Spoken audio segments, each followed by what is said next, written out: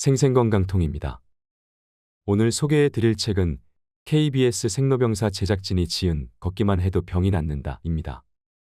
이 책에서는 관절염, 비만, 당뇨병, 뇌졸중 우유증, 파킨슨병 등의 질병을 고치는 힘은 걷기에 있다고 설명합니다.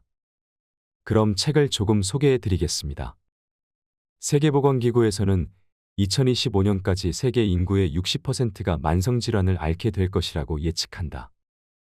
만성질환 시대에 사는 인간은 건강하기 위해 식이요법, 운동, 의학치료 등 다양한 방법을 찾지만 정작 핵심을 놓치고 있다. 바로 보행이다. 걷기만 해도 만성질환을 예방할 수 있다는 사실을 모른다. 보행을 잘하기 위해서는 균형감각과 반사신경같이 매우 기본적인 신경계 기능이 요구된다. 그러나 보행이 줄어든 인간은 신경계 기능이 무뎌진다.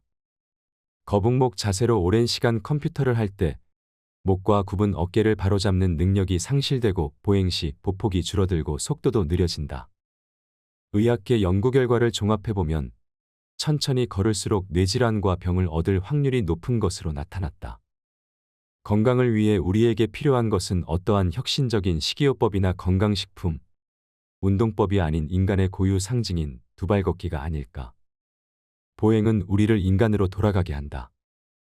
걸을 때 둔해진 신경이 예민해지고 힘이 없던 다리와 팔에 힘이 들어간다. 또한 필요 이상 섭취한 당분이 소모되고 내분비계의 균형을 잡게 된다. 뇌의 모든 부위에 자극이 전달되어 뇌와 몸의 연결성이 원활해지고 기분도 좋아진다. 생로병사의 비밀 제작팀이 출간한 이 책은 보행의 신비함을 가장 과학적이고 체계적으로 보여주고 있다. 너무나 익숙해서 중요성을 잊은 걷기 행위가 파괴되고 있는 인간을 어떻게 구할 수 있는지를 알려준다. 책에서는 일상에서 우리가 겪는 건강 고민을 낱낱이 다루고 있어 마치 나와 내 가족의 얘기를 듣는 것 같다. 책을 읽는 중에 걷고 싶다는 강력한 동기가 들게 하는 책이다. 야외에서 걷는 방법에 따라 에너지 소비량을 측정해 다른 일상활동과 비교해봤다. 실험은 보통 걷기와 보폭을 10cm 정도 넓혀 걷는 두 가지 방법으로 진행했다. 실험 결과 보통 걷기는 스트레칭과 비슷한 에너지 소비량을 나타냈고, 보폭을 넓게 해서 걷는 것은 걸레질과 비슷한 에너지 소비량을 나타냈다. 걸을 때 보폭을 넓게 하고 속도를 높이면 에너지 소비량이 늘고 근육을 많이 사용하기 때문에 운동 에너지 소비에 훨씬 더 효율적인 것이다. 실험에서 주목할 점은 걷기는 최소 30분에서 1시간까지도 지속이 가능하지만 걸레질 같은 활동은 10분 이상 지속하기 힘들다는 것이다. 같은 에너지 소비량이라면 좀 더 오래 지속할 수 있는 활동을 선택하는 것이 체중을 줄이고 복부 비만을 관리하는 데 더욱 효과적이다. 장 교수는 걷는 것은 다리 근육을 이용해 혈관을 짜주는 행위로 전신의 원활한 혈액순환이 이루어질 수 있다. 고 말한다. 동맥으로 흘러간 피가 하체로 가서 정맥을 통해 심장으로 돌아오는 과정에서 혈액의 흐름이 정체되어 있으면 혈전이 생기고 이 혈전이 심장으로 들어와서 허파로 흘러가면 갑자기 사망하게 된다. 즉, 혈액이 정체되지 않도록 자주 걷는 것이 좋은데 계단을 오르면 다리 근육에 힘을 주게 되어 다리에 있는 피가 심장으로 원활하게 순환할 수 있다. 혈액순환을 돕는 것 외에 계단 오르기의 또 다른 장점은 심폐기능을 향상시킨다는 것이다. 만약 감기에 걸려서 가래가 생겼는데 그것을 제대로 뱉어내지 못하면 폐렴을 앓게 된다. 가래가 생겼는데 뱉어내지 못한다는 것은 건강한 사람이라면 상식적으로 이해가 가지 않을 수 있다. 하지만 심폐기능, 특히 폐기능이 약하고 근력이 없는 사람은 가래가 차도 뱉어낼 기력이 없다. 가래가 차다 보면 폐렴이 되고 그게 회복이 안 되면 사망에 이르게 되는데 노인 사망 원인 중 높은 비중을 차지하는 것이 바로 폐렴이다. 폐렴을 예방할 수 있는 가장 좋은 방법은 심폐기능을 강화하는 것이고 특히 숨 쉬는 근력을 강화하는 것이 매우 중요하다. 걷거나 계단을 오를 때 우리 몸은 산소를 필요로 한다. 전신에 산소를 공급하기 위해 폐 운동은 점차 빨라지게 되고 그렇게 스며든 산소는 혈액과 함께 심장 운동을 통해 전신으로 퍼진다. 계단을 오를수록 강도를 높여 걸을수록 필요한 산소량이 증가하고 심장 박동수도 점차 빨라지게 되는데 이 과정이 반복되면서 심폐기능이 향상되는 것이다. 걸으면 뇌의 혈류가 증가하면서 뇌세포의 활성화가 유지되기 때문에 뇌가 위축되지 않는다. 그래서 김 교수는 고령 환자에게 걷기와 계단 오르기를 적극적으로 권한다.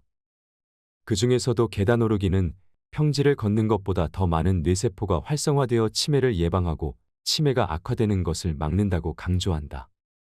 계단을 오를 때 우리 몸의 심장박동수는 점차 빨라지고 그로 인해 혈류량이 증가한다.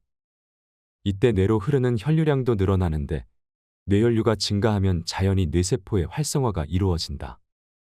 즉, 계단을 꾸준히 오르면 뇌혈류 흐름과 뇌세포 활성화에 도움을 주기에 치매나 경도인지 장애 등 뇌의 노화로 발생하는 각종 질환을 예방할 수 있다.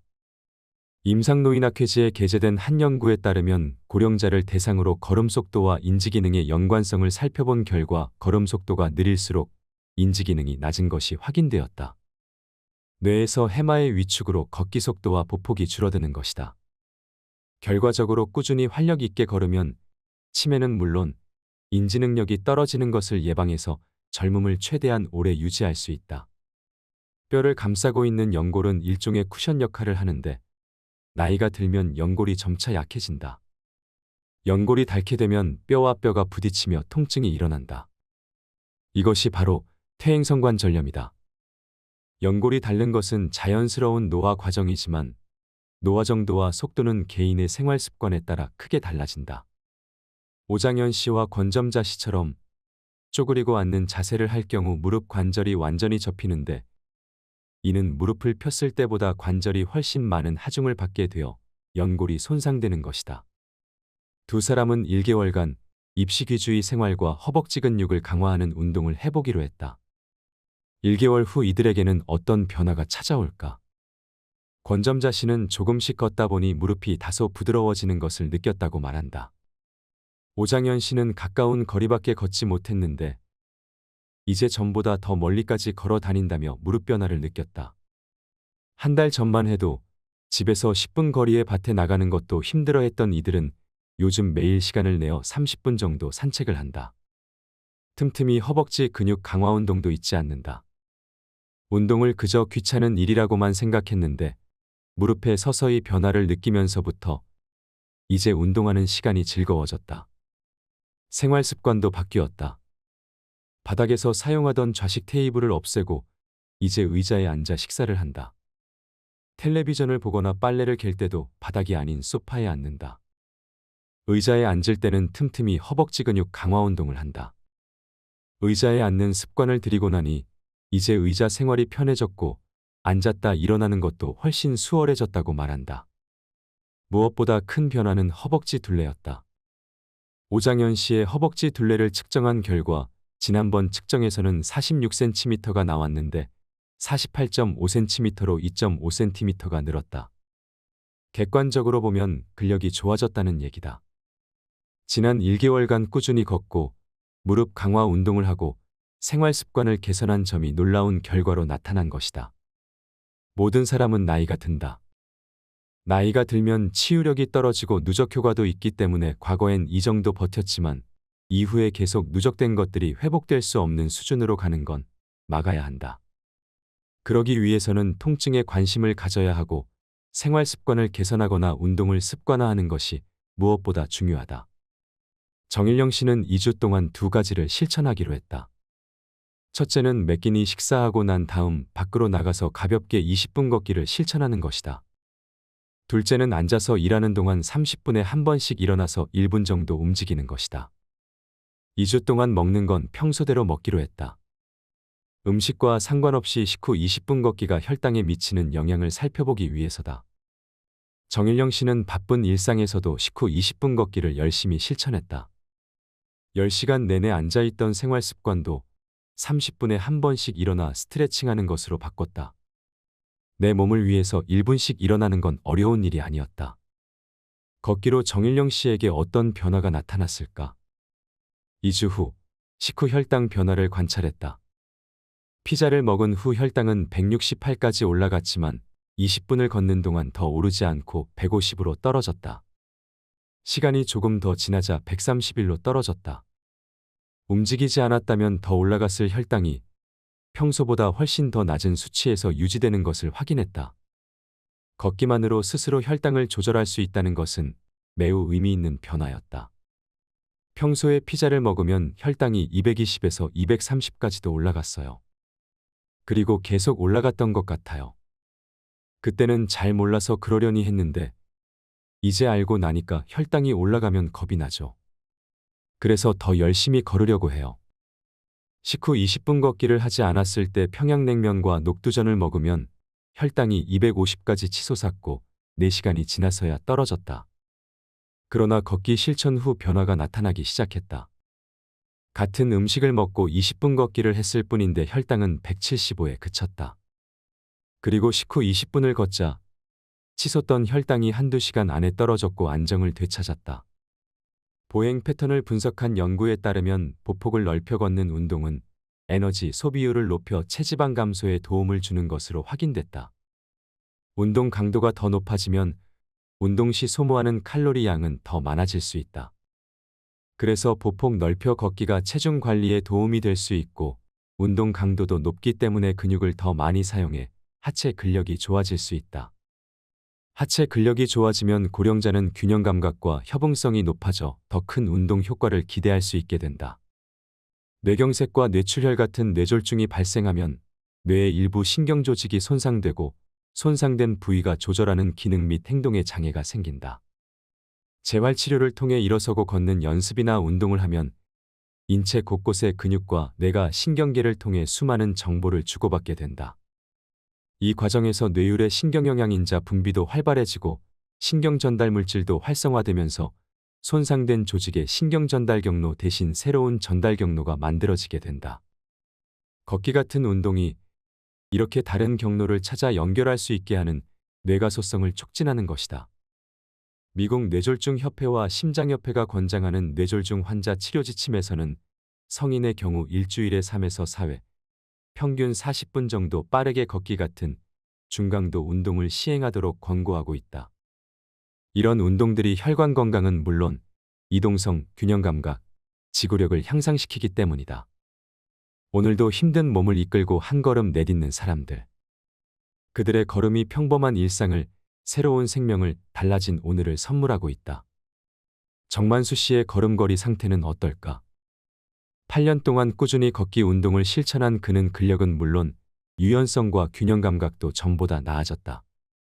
특히 보폭이 넓은 걸음걸이만 보면 중증의 파킨슨병 환자로 보이지 않는다. 흔히 파킨슨병에서 많이 나타나는 패턴들이 몇 가지 나타나지만 보행만 봐서는 거의 완벽에 가깝다고 할 수 있다. 정만수 씨 정도로 파킨슨병이 진행된 상황이라면 대부분의 환자들이 집에만 있습니다. 정만수 씨는 군살 하나 없는 몸에 온몸이 근육으로 이루어져 있습니다. 무엇보다 한 번 걷기 시작하면 속도도 빠른 편이고 걸으면서 안 넘어지고요. 심한 파킨슨병으로 고생을 하는데도 불구하고 지금처럼 활발하게 지낼 수 있는 것은 열심히 걷고 또 걸은 덕분이라고 생각합니다. 파킨슨병 진행 과정은 마치 노화 과정의 변화를 단기간에 축약시켜 놓은 것과 비슷하다. 그렇다면 걷기 운동이 파킨슨병 속도를 늦추듯이 일반적인 노화의 속도를 늦추는 효과도 있을까? 고령자를 대상으로 걸음걸이 속도와 인지기능의 연관성을 살펴본 연구 결과 걸음걸이 속도가 느릴수록 노화의 중요한 척도인 인지기능이 낮아져 있는 것이 확인됐다. 뇌에서 해마의 위축으로 걷기 속도와 보폭이 줄어드는 것이다. 파킨슨병의 특성상 보폭이 계속 줄어들어 나중에는 쟁걸음을 걸을 수밖에 없다. 보폭이 짧은 걸음을 걷게 되면 낙상 위험이 늘어나고 그로 인해 아예 못 걷는 경우가 발생할 수 있다. 즉, 조금씩 걸을 수 있는 파킨슨병 초기에 보폭을 늘려 걷는 것이 효과적이다. 전문가들은 파킨슨병 환자가 증상 악화를 대비해서 보폭 넓혀 걷기 훈련을 하는 것처럼 일반적인 노화 현상에 대비해 미리 보폭 넓혀 걷기 연습을 하는 것도 충분히 긍정적 효과가 있다고 말한다. 조금만 보폭을 넓히고 조금만 보행 속도를 올려도 에너지 소모와 운동 강도가 훨씬 높아진다. 뿐만 아니라 심폐지구력과 하체 근력을 더욱 강화시키는 장점도 있다. 즉, 쟁걸음으로 1만 보를 걷는 것보다 큰 걸음으로 5천 보를 걷는 것이 더 나을 수 있다는 것이다. 나이가 들어도 최대한 오랫동안 건강하고 활력 있게 걷는 능력을 유지한다면 치매와 인지능력 저하를 예방하고 파킨슨병도 이겨낼 수 있다. 오상민 씨의 근무지는 63빌딩 최고층에 위치한 양식당. 평소에 59층까지 오르는데 8분 30초에서 9분 정도밖에 걸리지 않는다. 21년째 조리장으로 근무하고 있는 오상민 씨가 매일 계단을 이용하는 데에는 특별한 이유가 있다. 위암 3기 판정을 받고 수술과 항암에 힘든 투병 과정을 거친 그에게 암을 이기기 위해서는 운동이 필요했다. 위암 완치 후 마라톤과 자전거를 이용해 꾸준히 몸 관리를 해왔지만 그의 건강을 지켜낸 1등 공신은 매일 반복한 계단 오르기였다. 미국의 한 저널에 암과 신체 활동의 관계에 대한 연구 결과가 게재됐다. 암 진단을 받은 남성의 신체 활동과 생존 확률에 관한 연구 결과에 따르면 신체 활동을 많이 한 암 환자일수록 생존 확률이 높은 것으로 나타났다. 또한 계단 오르기를 포함하여 각종 신체 활동을 많이 하는 사람일수록 모든 원인에 의한 사망 위험이 48% 낮은 것으로 확인되었다. 한 연구에 따르면 숲에서 여행하는 사람들은 NK세포 활성률이 크게 증가하는 것으로 나타났다. NK세포는 암세포와 비정상세포를 파괴하고 퍼포린과 그랜자임 같은 항암 단백질을 생산해 항암 치료에 도움을 준다. 산림욕을 하거나 숲속을 걸을 때 몸의 면역력을 강화하는 NK세포의 분비가 증가해서 면역력을 강화하는 데 도움이 되고 특히 항암요법을 받는 환자에게 보조적인 치료라는 의미에서 큰 도움이 될 수 있다. 매일 10km 이상 걷는 그가 걷게 된 건 4년이 채 되지 않았다. 학원 통학버스를 운전했던 이현 씨. 하루 대부분의 시간을 앉아서 보냈고 잠은 늘 부족했다. 식사는 급하게 때우기 일쑤였다.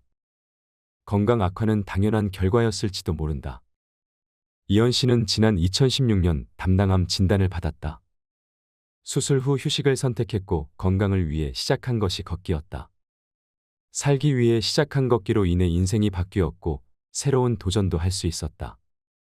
휴식의 방법이자 살기 위한 수단으로 선택한 걷기. 이현 씨에게는 어디에서 걸을지도 중요했다. 그래서 선택한 곳이 자연, 특히 바다와 산이다. 바다를 걸으면 가슴에 묻어뒀던 것들이 모두 표출되는 느낌이고 산을 걸으면 가슴에 무언가가 포근하게 들어오는 것이 느껴진다는 이현 씨. 바다와 산을 걸으며 암 수술 이전보다 더 건강한 삶을 살고 있는 그에게 걷기는 선물이었다. 암 환자들은 대부분 지나친 공포에 사로잡혀 있다. 평소에 하던 일도 거의 안 하고 가만히 집안에서 아무것도 안 하는 경우가 많다. 특히나 예후가 안 좋은 암에 걸렸을 때는 두려움이 더욱 크다. 암 환자에게 편안한 마음을 갖는 건 무엇보다 중요하다. 편안한 마음을 갖고 걷기나 유산소 운동을 병행해서 적절히 움직이는 것이 꼭 필요하다. 통증으로 걷기 운동을 못하고 있는 보림 스님과 이복혜 씨는 정밀 검진을 받아보았다. 검사 결과 두 사람 모두 연령에 비례한 초기 퇴행성관절염 증상이 확인됐을 뿐 무릎 상태는 크게 나쁘지 않았다. 그런데 왜 이렇게 통증이 심할까? 두 사람의 선 자세와 걸음걸이를 분석해봤다. 선 자세를 촬영한 결과 두 사람 모두 몸이 한쪽으로 치우친 경향을 보였다. 몸은 정면에서 봤을 때는 좌우의 균형이 잘 맞아야 하고 측면에서 봤을 때 귀, 어깨, 고관절, 발목 바깥쪽 복숭아뼈를 선으로 이어 일직선으로 잘 유지되어야 올바른 자세라고 할 수 있다. 귀, 어깨, 고관절, 복숭아뼈를 잇는 가상선이 틀어지면 관절에 나쁜 영향을 주게 된다. 보행을 분석한 결과 이복혜 씨는 평발에 가까운 상태로 드러났다. 정상적인 보행은 3단계 발디딤이 이루어져야 한다.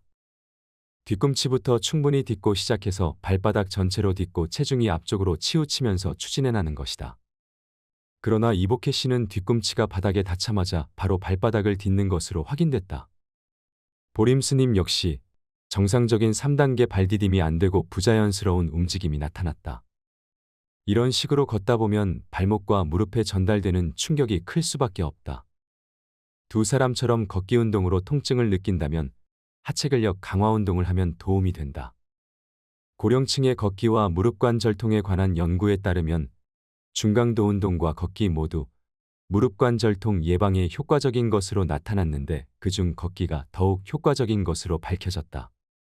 많은 사람들이 관절에 통증이 있으면 걷기나 운동으로 인해서 증상이 더 악화되진 않을까 걱정한다. 하지만 관절 자체의 기본 생리가 움직임이 있어야 관절 연골에 영양이 공급된다. 즉, 적절한 자극이 있어야 연골이나 뼈 등 인체 구조물이 정상적으로 기능을 잘 할 수 있는 것이다. 올바른 자세와 자신에게 맞는 보행으로 걷게 되면 누구나 통증 없이 잘 걸을 수 있다. 만약 걸었는데 관절염이 더욱 심해지거나 허리, 골반, 발목 등 통증이 심해진다면 현재 상태로 걸어서는 안 된다. 이 경우에는 걷지 말고 자신에게 맞는 다른 운동을 찾든지 병원을 찾아 정확한 진단을 받고 올바로 걷는 방식을 배워야 한다. 한 연구에 따르면 비만 환자는 체중이 정상인 사람보다 무릎관절염에 걸릴 위험이 6.8배나 높았다. 체중이 많이 나가면 무릎이 견뎌야 하는 체중이 많기 때문에 관절염에 걸리기 쉬운 상태가 되는 것이다. 일반적으로 체중이 1kg 늘어날 때마다 무릎에 가해지는 하중은 4배가량 증가한다. 실제로 무릎관절염과 체중이 밀접한 관계를 가지고 있다는 것은 여러 연구를 통해 밝혀졌다. 또 다른 연구에 따르면 10년 동안 체중이 5kg 이상 감소하면 무릎관절염의 발병률은 50% 감소하는 것으로 나타났다. 체중을 줄일수록 무릎관절의 부담도 감소하는 것이다. 반면 체중이 5kg 증가할 때마다 무릎관절염의 발병 위험은 무려 36%씩 증가하게 된다. 맨발 걷기를 시작한 지 10년, 그에게 많은 것이 바뀌었다. 맨발로 마라톤에 참가할 정도로 체력이 좋아졌고 600km가 넘는 울트라 마라톤까지 완주했다. 그동안 혈압과 당 수치는 정상으로 돌아와 당뇨약을 포함한 모든 약을 끊었다. 맨발 걷기로 몸을 회복하고 삶의 활력까지 되찾은 것이다. 그에게 맨발 걷기는 건강을 되찾은 특효약이었다. 신발을 신고 걸었을 때와 맨발로 걸었을 때 몸에는 각각 어떤 변화가 나타날까? 평소 맨발 걷기를 하고 있는 40대 남성을 대상으로 발이 받는 힘의 변화, 각도, 균형성을 점검하는 조갑검사를 실시했다. 걸음걸이와 보행 속도를 동일하게 측정한 결과 신발로 걸을 때와 맨발로 걸을 때 차이가 확연히 나타났다. 맨발로 걸을 때는 뼈와 근육이 톱니바퀴처럼 맞물려 움직였으며 발의 아치 부분까지 압력을 균일하게 받았다. 반면 신발을 신고 걸을 때는 발 전체가 하나로 움직이고 뒤꿈치 압력이 불안정했다. 우리의 발은 매우 정교하게 설계돼 있었다.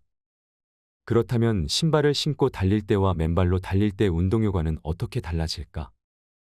러닝머신위에서 동일하게 운동한 후 적외선 카메라를 통해 체온을 측정했다. 어깨, 복직근, 대퇴직근 등 다양한 부위를 관찰한 결과 맨발로 운동했을 때 체온이 평균 1도가량 더 높았다. 체온이 1도 정도 높아진다는 것은 맨발로 걸을 때 혈액순환이 좋아진다는 의미로 해석할 수 있다. 혈액순환이 좋아지면 그만큼 면역력이 강해지고 그로 인해 손상된 세포를 좀 더 빨리 복구하고 스트레스와 각종 질병에 저항할 수 있는 능력이 생긴다. 어떤 면에서는 발이 심장보다 더 중요할 수 있다고 생각합니다. 걸으면 심장에서 보낸 혈액이 제일 먼 곳에 있는 발까지 내려갔다가 다시 심장으로 올라오게 되는데 맨발로 걸으면 발 자체의 관절과 근육의 기능이 원활해지고 몸의 혈액순환도 좋아집니다. 맨발 걷기는 우리 마음에 어떤 영향을 미칠까? 척추 안에는 뇌척수액이 흐르는데 걸을 때 후두골과 엉치뼈의 펌핑 운동으로 흐름이 활발해진다. 활발해진 뇌척수액은 뇌하수체를 자극하는데 이때 세로토닌 같은 행복 호르몬이 분비돼 기분이 좋아지고 수면에 도움을 준다. 꼭 황토길이 아니더라도 우리 주변에는 맨발로 걸을 수 있는 길이 많다. 학교 운동장이나 야산을 찾아 30분이라도 걸으면 몸도 마음도 정화되고 숙면을 취하는 데 도움이 될 것이다. 흔히 맨발로 흙길을 걸으면 피부에 안 좋은 세균이 닿지 않을까 걱정이 앞선다. 전문가들은 피부가 건강하고 상처가 없다면 땅이 주는 세균의 감염에 대해 크게 걱정하지 않아도 된다고 말한다. 그 이유는 발이 하루 종일 갇혀있는 신발이나 땀에 젖은 양말에서 발견되는 세균이 땅에서 나오는 세균보다 좋다고는 말할 수 없기 때문이다. 실제로 흙이 아이의 정서에 어떤 영향을 미치는지 흙 속에 있는 박테리아를 연구한 결과도 있다. 흙 속에 있는 박테리아를 실험쥐에게 주입하고 미로를 통과하는 모습을 관찰했는데 박테리아를 주입한 쥐는 그렇지 않은 쥐보다 미로를 2배 이상 빠르게 통과했고 불안 행동이 더 적었다. 이는 흙 속 미생물과 박테리아가 학습 수행 능력과 불안 행동 조절에 도움을 준다는 것을 뜻한다. 신발을 벗고 맨발로 걷는 것은 자라나는 아이의 신체 건강에도 긍정적인 영향을 미친다고 할 수 있다. 실험 결과를 종합해보면 걸을 때 보폭을 넓게 하는 것은 젊은 20대보다 70대 고령일수록 뇌활성화에 더욱 긍정적인 효과를 미친다고 볼 수 있다. 인체는 신체 활동을 하는 동안 근육을 사용한다. 이때 수많은 근육을 사용하기 위해서 뇌와 근육은 신경세포를 통해 다량의 정보를 주고받는다. 근육 사용이 증가하면 뇌 혈류량이 많아지고 활동 강도가 높아질수록 신경 전달 물질이 더욱 활성화된다. 결과적으로 평소에 걷는 것보다 보폭을 10cm 넓혀 걸으면 뇌신경세포 생성을 촉진해 학습력, 기억력, 언어력을 포함한 전반적인 인지 기능이 향상된다고 추정할 수 있다. 보폭 10cm 넓혀 걷기야말로 젊음과 건강 두 가지 꿈을 모두 실현시킬 수 있는 운동인 셈이다. 보폭 10cm 넓혀 걷기의 가장 좋은 방법은 자신이 안정적으로 걸을 수 있는 속도보다 약간 빠른 속도를 유지하면서 평소보다 주먹 한 개쯤 더 들어갈 정도로 보폭을 넓혀서 걷는 것이다. 이때 시선은 정면을 바라보고 몸은 꼿꼿하게 세우며 팔은 자연스럽게 흔들고 발은 뒤꿈치, 발바닥, 앞꿈치 순서대로 디디며 걸으면 된다. 젊음을 되찾아주는 보폭 10cm 넓혀 걷기는 숙련도와 상관없이 누구나 쉽게 시작할 수 있는 운동이다. 오늘부터 자신에게 딱 맞는 보폭을 찾아 걷기만 하면 누구든 놀라운 변화를 경험하게 될 것이다. 지금까지 들어주셔서 감사합니다. 건강한 하루 되세요. 생생건강통입니다. 오늘 소개해 드릴 책은 KBS 생로병사 제작진이 지은 걷기만 해도 병이 낫는다 입니다. 이 책에서는 관절염, 비만, 당뇨병, 뇌졸중 우유증, 파킨슨병 등의 질병을 고치는 힘은 걷기에 있다고 설명합니다. 그럼 책을 조금 소개해 드리겠습니다. 세계보건기구에서는 2025년까지 세계 인구의 60%가 만성질환을 앓게 될 것이라고 예측한다. 만성질환 시대에 사는 인간은 건강하기 위해 식이요법, 운동, 의학치료 등 다양한 방법을 찾지만 정작 핵심을 놓치고 있다. 바로 보행이다. 걷기만 해도 만성질환을 예방할 수 있다는 사실을 모른다. 보행을 잘하기 위해서는 균형감각과 반사신경같이 매우 기본적인 신경계 기능이 요구된다. 그러나 보행이 줄어든 인간은 신경계 기능이 무뎌진다. 거북목 자세로 오랜 시간 컴퓨터를 할 때 목과 굽은 어깨를 바로잡는 능력이 상실되고 보행 시 보폭이 줄어들고 속도도 느려진다. 의학계 연구 결과를 종합해보면 천천히 걸을수록 뇌질환과 병을 얻을 확률이 높은 것으로 나타났다. 건강을 위해 우리에게 필요한 것은 어떠한 혁신적인 식이요법이나 건강식품, 운동법이 아닌 인간의 고유 상징인 두발 걷기가 아닐까. 보행은 우리를 인간으로 돌아가게 한다. 걸을 때 둔해진 신경이 예민해지고 힘이 없던 다리와 팔에 힘이 들어간다. 또한 필요 이상 섭취한 당분이 소모되고 내분비계의 균형을 잡게 된다. 뇌의 모든 부위에 자극이 전달되어 뇌와 몸의 연결성이 원활해지고 기분도 좋아진다. 생로병사의 비밀 제작팀이 출간한 이 책은 보행의 신비함을 가장 과학적이고 체계적으로 보여주고 있다. 너무나 익숙해서 중요성을 잊은 걷기 행위가 파괴되고 있는 인간을 어떻게 구할 수 있는지를 알려준다. 책에서는 일상에서 우리가 겪는 건강 고민을 낱낱이 다루고 있어 마치 나와 내 가족의 얘기를 듣는 것 같다. 책을 읽는 중에 걷고 싶다는 강력한 동기가 들게 하는 책이다. 야외에서 걷는 방법에 따라 에너지 소비량을 측정해 다른 일상활동과 비교해봤다. 실험은 보통 걷기와 보폭을 10cm 정도 넓혀 걷는 두 가지 방법으로 진행했다. 실험 결과 보통 걷기는 스트레칭과 비슷한 에너지 소비량을 나타냈고, 보폭을 넓게 해서 걷는 것은 걸레질과 비슷한 에너지 소비량을 나타냈다. 걸을 때 보폭을 넓게 하고 속도를 높이면 에너지 소비량이 늘고 근육을 많이 사용하기 때문에 운동 에너지 소비에 훨씬 더 효율적인 것이다. 실험에서 주목할 점은 걷기는 최소 30분에서 1시간까지도 지속이 가능하지만 걸레질 같은 활동은 10분 이상 지속하기 힘들다는 것이다. 같은 에너지 소비량이라면 좀 더 오래 지속할 수 있는 활동을 선택하는 것이 체중을 줄이고 복부 비만을 관리하는 데 더욱 효과적이다. 장 교수는 걷는 것은 다리 근육을 이용해 혈관을 짜주는 행위로 전신의 원활한 혈액순환이 이루어질 수 있다. 고 말한다. 동맥으로 흘러간 피가 하체로 가서 정맥을 통해 심장으로 돌아오는 과정에서 혈액의 흐름이 정체되어 있으면 혈전이 생기고 이 혈전이 심장으로 들어와서 허파로 흘러가면 갑자기 사망하게 된다. 즉, 혈액이 정체되지 않도록 자주 걷는 것이 좋은데 계단을 오르면 다리 근육에 힘을 주게 되어 다리에 있는 피가 심장으로 원활하게 순환할 수 있다. 혈액순환을 돕는 것 외에 계단 오르기의 또 다른 장점은 심폐기능을 향상시킨다는 것이다. 만약 감기에 걸려서 가래가 생겼는데 그것을 제대로 뱉어내지 못하면 폐렴을 앓게 된다. 가래가 생겼는데 뱉어내지 못한다는 것은 건강한 사람이라면 상식적으로 이해가 가지 않을 수 있다. 하지만 심폐기능, 특히 폐기능이 약하고 근력이 없는 사람은 가래가 차도 뱉어낼 기력이 없다. 가래가 차다 보면 폐렴이 되고 그게 회복이 안 되면 사망에 이르게 되는데 노인 사망 원인 중 높은 비중을 차지하는 것이 바로 폐렴이다. 폐렴을 예방할 수 있는 가장 좋은 방법은 심폐기능을 강화하는 것이고 특히 숨 쉬는 근력을 강화하는 것이 매우 중요하다. 걷거나 계단을 오를 때 우리 몸은 산소를 필요로 한다. 전신에 산소를 공급하기 위해 폐 운동은 점차 빨라지게 되고 그렇게 스며든 산소는 혈액과 함께 심장 운동을 통해 전신으로 퍼진다.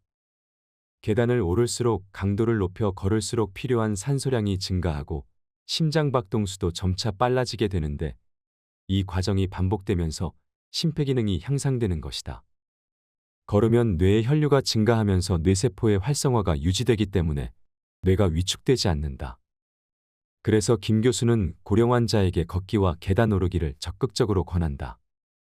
그 중에서도 계단 오르기는 평지를 걷는 것보다 더 많은 뇌세포가 활성화되어 치매를 예방하고 치매가 악화되는 것을 막는다고 강조한다. 계단을 오를 때 우리 몸의 심장박동수는 점차 빨라지고 그로 인해 혈류량이 증가한다. 이때 뇌로 흐르는 혈류량도 늘어나는데 뇌혈류가 증가하면 자연히 뇌세포의 활성화가 이루어진다. 즉, 계단을 꾸준히 오르면 뇌혈류 흐름과 뇌세포 활성화에 도움을 주기에 치매나 경도인지 장애 등 뇌의 노화로 발생하는 각종 질환을 예방할 수 있다.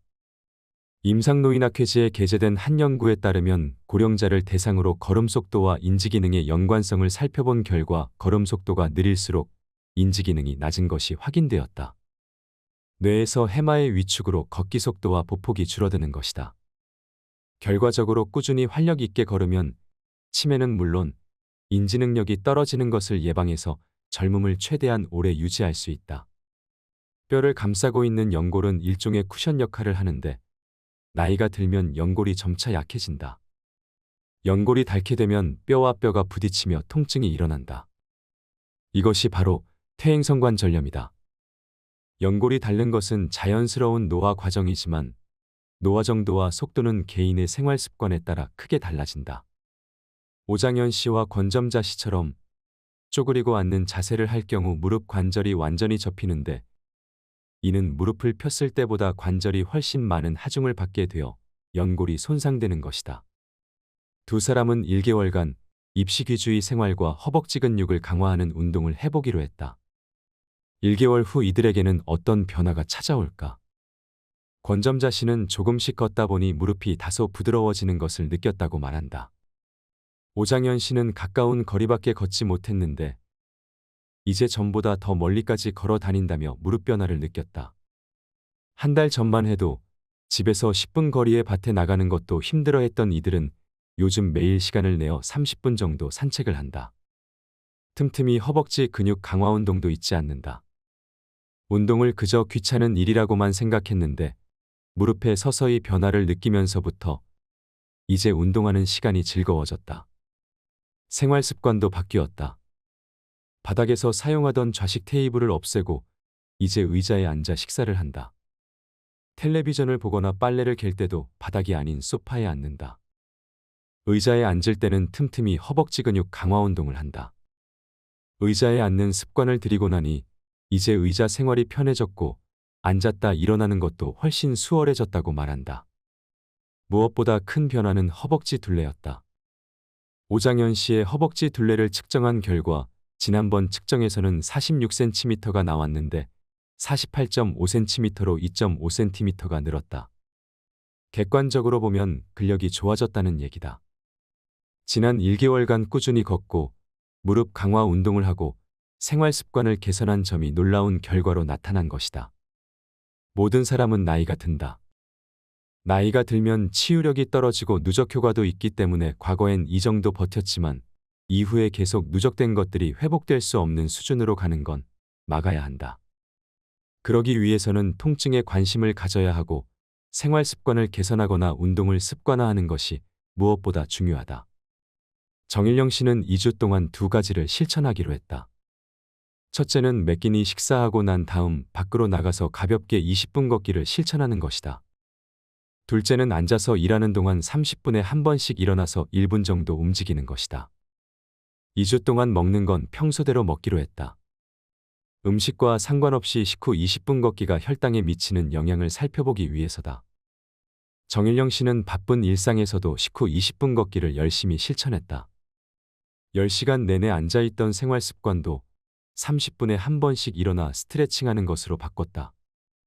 내 몸을 위해서 1분씩 일어나는 건 어려운 일이 아니었다. 걷기로 정일영 씨에게 어떤 변화가 나타났을까? 2주 후, 식후 혈당 변화를 관찰했다. 피자를 먹은 후 혈당은 168까지 올라갔지만 20분을 걷는 동안 더 오르지 않고 150으로 떨어졌다. 시간이 조금 더 지나자 131로 떨어졌다.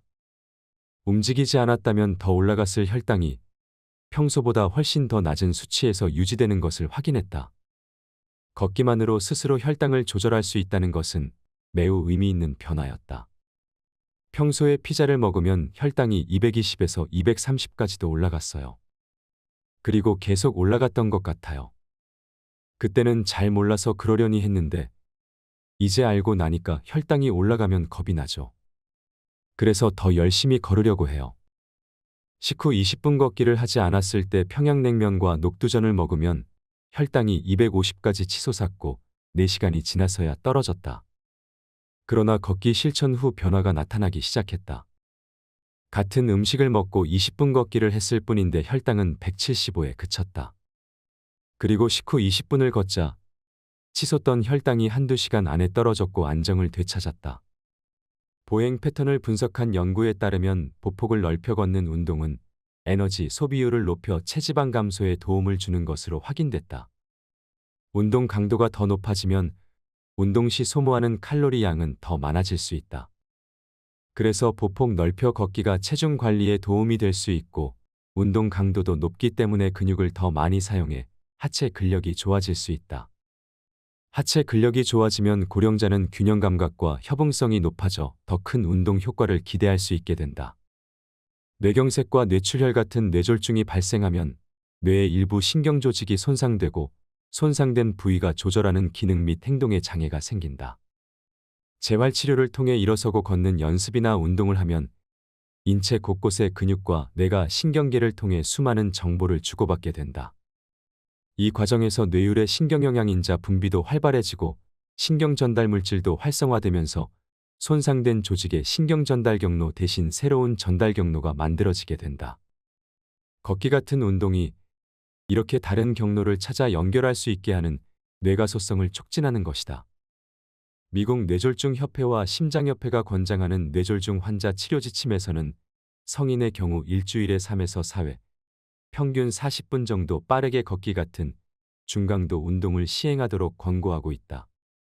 이런 운동들이 혈관 건강은 물론 이동성, 균형 감각, 지구력을 향상시키기 때문이다. 오늘도 힘든 몸을 이끌고 한 걸음 내딛는 사람들. 그들의 걸음이 평범한 일상을, 새로운 생명을, 달라진 오늘을 선물하고 있다. 정만수 씨의 걸음걸이 상태는 어떨까? 8년 동안 꾸준히 걷기 운동을 실천한 그는 근력은 물론 유연성과 균형 감각도 전보다 나아졌다. 특히 보폭이 넓은 걸음걸이만 보면 중증의 파킨슨병 환자로 보이지 않는다. 흔히 파킨슨병에서 많이 나타나는 패턴들이 몇 가지 나타나지만 보행만 봐서는 거의 완벽에 가깝다고 할 수 있다. 정만수 씨 정도로 파킨슨병이 진행된 상황이라면 대부분의 환자들이 집에만 있습니다. 정만수 씨는 군살 하나 없는 몸에 온몸이 근육으로 이루어져 있습니다. 무엇보다 한 번 걷기 시작하면 속도도 빠른 편이고 걸으면서 안 넘어지고요. 심한 파킨슨병으로 고생을 하는데도 불구하고 지금처럼 활발하게 지낼 수 있는 것은 열심히 걷고 또 걸은 덕분이라고 생각합니다. 파킨슨병 진행 과정은 마치 노화 과정의 변화를 단기간에 축약시켜 놓은 것과 비슷하다. 그렇다면 걷기 운동이 파킨슨병 속도를 늦추듯이 일반적인 노화의 속도를 늦추는 효과도 있을까?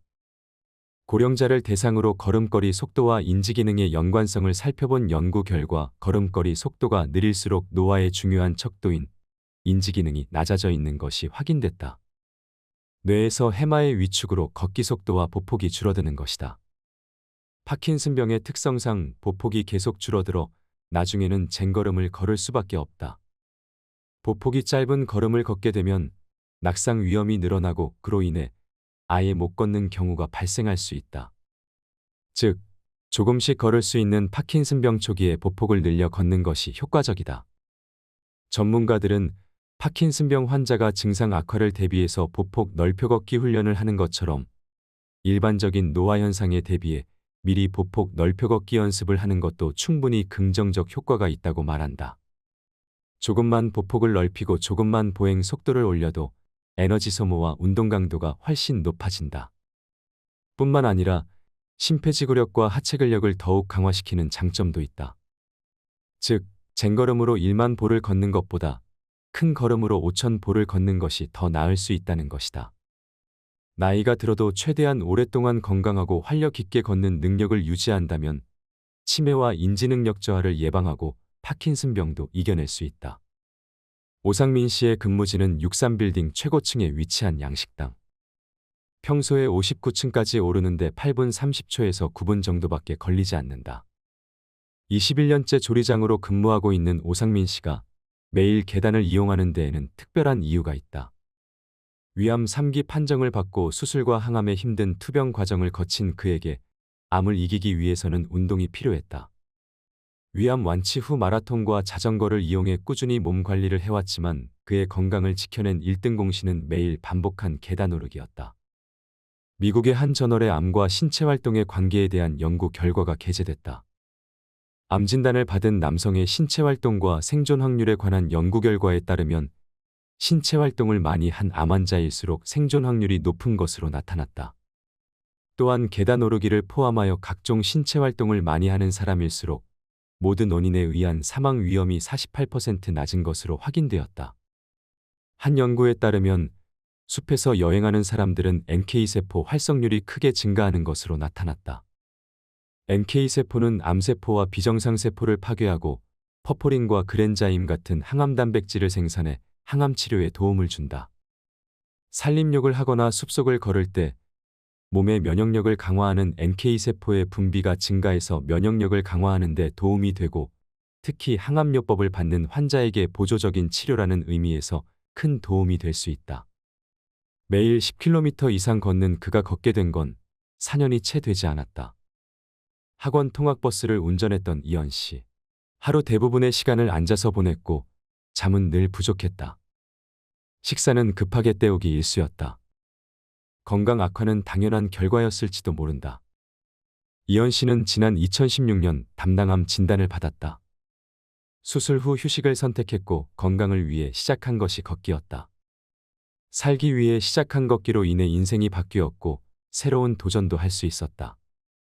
휴식의 방법이자 살기 위한 수단으로 선택한 걷기. 이현 씨에게는 어디에서 걸을지도 중요했다. 그래서 선택한 곳이 자연, 특히 바다와 산이다. 바다를 걸으면 가슴에 묻어뒀던 것들이 모두 표출되는 느낌이고 산을 걸으면 가슴에 무언가가 포근하게 들어오는 것이 느껴진다는 이현 씨. 바다와 산을 걸으며 암 수술 이전보다 더 건강한 삶을 살고 있는 그에게 걷기는 선물이었다. 암 환자들은 대부분 지나친 공포에 사로잡혀 있다. 평소에 하던 일도 거의 안 하고 가만히 집안에서 아무것도 안 하는 경우가 많다. 특히나 예후가 안 좋은 암에 걸렸을 때는 두려움이 더욱 크다. 암 환자에게 편안한 마음을 갖는 건 무엇보다 중요하다. 편안한 마음을 갖고 걷기나 유산소 운동을 병행해서 적절히 움직이는 것이 꼭 필요하다. 통증으로 걷기 운동을 못하고 있는 보림 스님과 이복혜 씨는 정밀 검진을 받아보았다. 검사 결과 두 사람 모두 연령에 비례한 초기 퇴행성관절염 증상이 확인됐을 뿐 무릎 상태는 크게 나쁘지 않았다. 그런데 왜 이렇게 통증이 심할까? 두 사람의 선 자세와 걸음걸이를 분석해봤다. 선 자세를 촬영한 결과 두 사람 모두 몸이 한쪽으로 치우친 경향을 보였다. 몸은 정면에서 봤을 때는 좌우의 균형이 잘 맞아야 하고, 측면에서 봤을 때 귀, 어깨, 고관절, 발목 바깥쪽 복숭아뼈를 선으로 이어 일직선으로 잘 유지되어야 올바른 자세라고 할 수 있다. 귀, 어깨, 고관절, 복숭아뼈를 잇는 가상선이 틀어지면 관절에 나쁜 영향을 주게 된다. 보행을 분석한 결과 이복혜 씨는 평발에 가까운 상태로 드러났다. 정상적인 보행은 3단계 발디딤이 이루어져야 한다. 뒤꿈치부터 충분히 딛고 시작해서 발바닥 전체로 딛고 체중이 앞쪽으로 치우치면서 추진해 나는 것이다. 그러나 이복혜 씨는 뒤꿈치가 바닥에 닿자마자 바로 발바닥을 딛는 것으로 확인됐다. 보림 스님 역시 정상적인 3단계 발디딤이 안 되고 부자연스러운 움직임이 나타났다. 이런 식으로 걷다 보면 발목과 무릎에 전달되는 충격이 클 수밖에 없다. 두 사람처럼 걷기 운동으로 통증을 느낀다면 하체 근력 강화 운동을 하면 도움이 된다. 고령층의 걷기와 무릎 관절통에 관한 연구에 따르면 중강도 운동과 걷기 모두 무릎 관절통 예방에 효과적인 것으로 나타났는데 그중 걷기가 더욱 효과적인 것으로 밝혀졌다. 많은 사람들이 관절에 통증이 있으면 걷기나 운동으로 인해서 증상이 더 악화되진 않을까 걱정한다. 하지만 관절 자체의 기본 생리가 움직임이 있어야 관절 연골에 영양이 공급된다. 즉, 적절한 자극이 있어야 연골이나 뼈 등 인체 구조물이 정상적으로 기능을 잘 할 수 있는 것이다. 올바른 자세와 자신에게 맞는 보행으로 걷게 되면 누구나 통증 없이 잘 걸을 수 있다. 만약 걸었는데 관절염이 더욱 심해지거나 허리, 골반, 발목 등 통증이 심해진다면 현재 상태로 걸어서는 안 된다. 이 경우에는 걷지 말고 자신에게 맞는 다른 운동을 찾든지 병원을 찾아 정확한 진단을 받고 올바로 걷는 방식을 배워야 한다. 한 연구에 따르면 비만 환자는 체중이 정상인 사람보다 무릎 관절염에 걸릴 위험이 6.8배나 높았다. 체중이 많이 나가면 무릎이 견뎌야 하는 체중이 많기 때문에 관절염에 걸리기 쉬운 상태가 되는 것이다. 일반적으로 체중이 1kg 늘어날 때마다 무릎에 가해지는 하중은 4배가량 증가한다. 실제로 무릎 관절염과 체중이 밀접한 관계를 가지고 있다는 것은 여러 연구를 통해 밝혀졌다. 또 다른 연구에 따르면 10년 동안 체중이 5kg 이상 감소하면 무릎 관절염의 발병률은 50% 감소하는 것으로 나타났다. 체중을 줄일수록 무릎 관절의 부담도 감소하는 것이다. 반면 체중이 5kg 증가할 때마다 무릎 관절염의 발병 위험은 무려 36%씩 증가하게 된다. 맨발 걷기를 시작한 지 10년, 그에게 많은 것이 바뀌었다. 맨발로 마라톤에 참가할 정도로 체력이 좋아졌고 600km가 넘는 울트라 마라톤까지 완주했다. 그동안 혈압과 당 수치는 정상으로 돌아와 당뇨약을 포함한 모든 약을 끊었다. 맨발 걷기로 몸을 회복하고 삶의 활력까지 되찾은 것이다.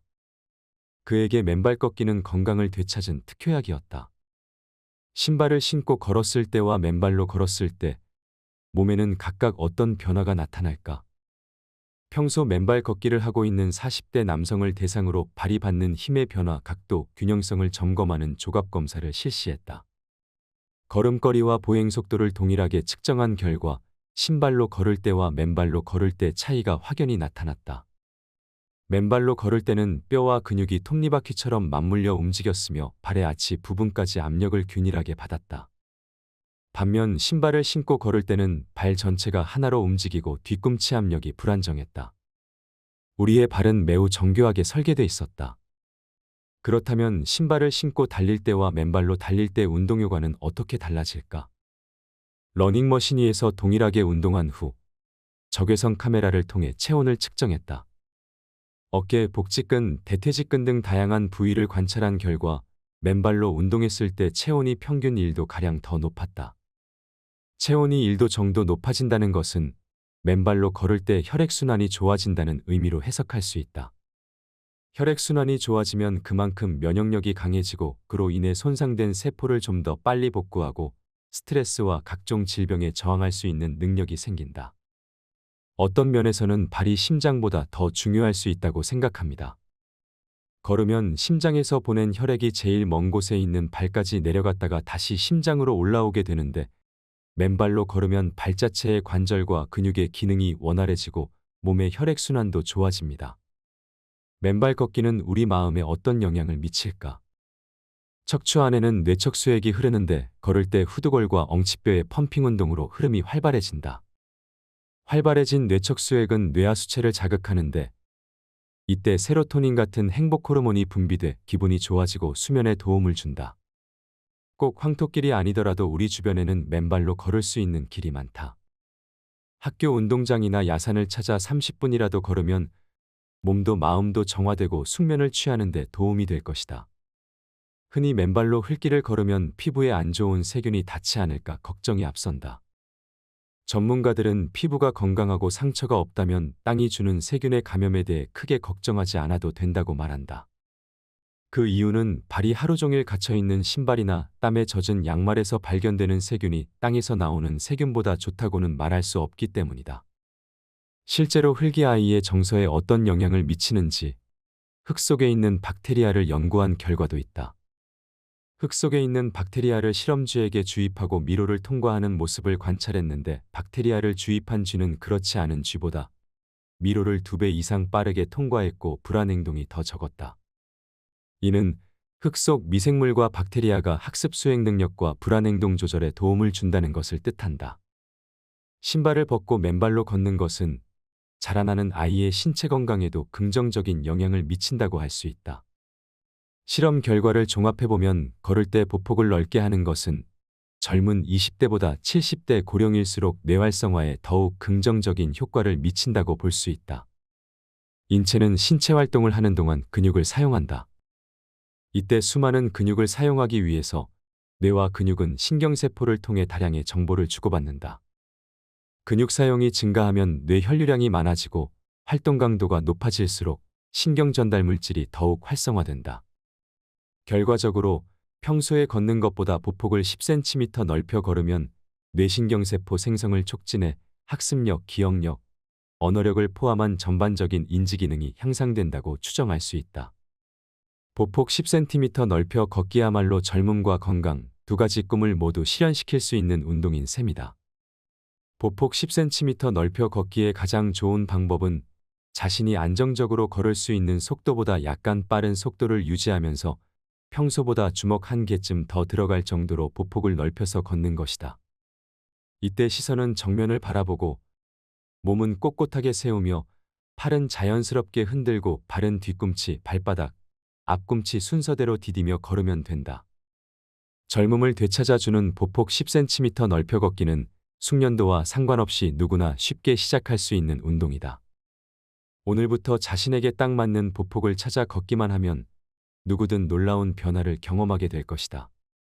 지금까지 들어주셔서 감사합니다. 건강한 하루 되세요.